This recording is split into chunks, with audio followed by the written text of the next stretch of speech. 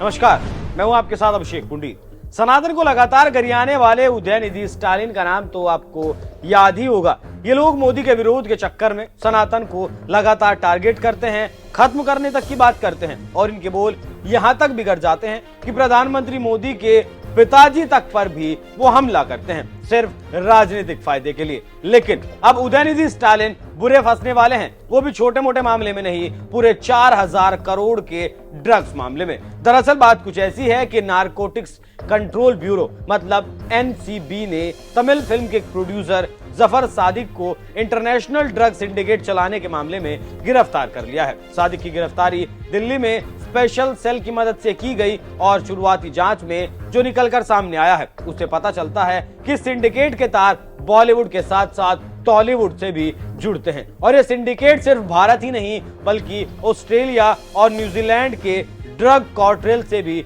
जुड़ते हैं। जांच में पता चला है कि सादिक ड्रग्स के कारोबार से कमाए गए पैसों को film making, real estate, hotel और अन्य कारोबार में लगा रहा था। पिछले हफ्ते इस सिंडिकेट से जुड़े 3 आरोपियों को पकड़ा गया था। एनसीबी की टीम ने जब इन 3 आरोपियों से पूछताछ की तो जफर सादिक का नाम सामने आया और जैसे ही ये आरोपी पकड़े गए तो सादिक फरार हो गया। लेकिन अब इसे दिल्ली स्पेशल सेल की मदद से दबोच लिया गया है।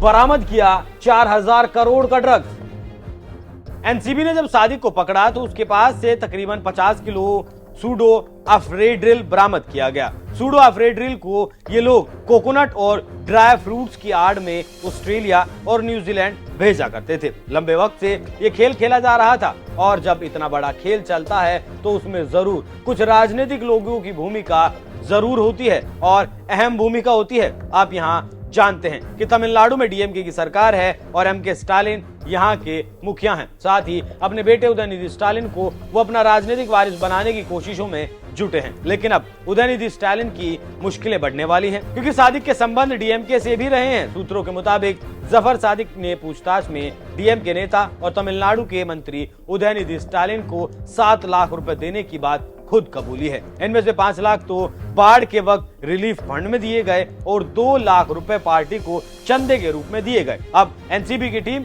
ये जानने की कोशिश कर रही है कि आखिर सादिक ने किस मकसद से ये पैसा दिया। जांच में कास्टिंग काउच का एंगल भी निकलकर सामने आया है और इस बारे में ज्यादा जानकारियां जुटाई जा रही हैं। चौतरफा घेरने की तैयारी में एनसीबी।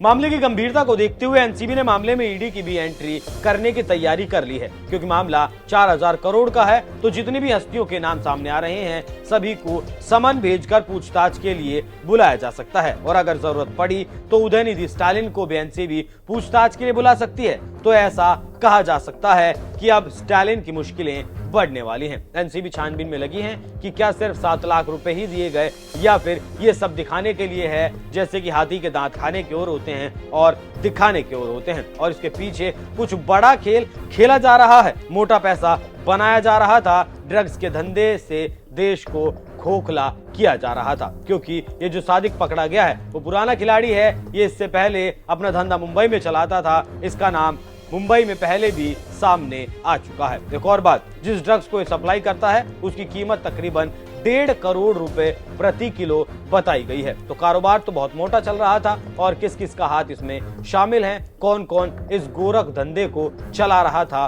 और ये तस्वीर भी जल्दी ही साफ होने वाली है। वैसे आपको क्या लगता है, क्या तमिलनाडु सरकार के रसूखदारों का इस गोरख धंधे में हाथ रहा होगा या फिर नहीं? अपनी राय हमें कमेंट कर जरूर बताएं। नमस्कार।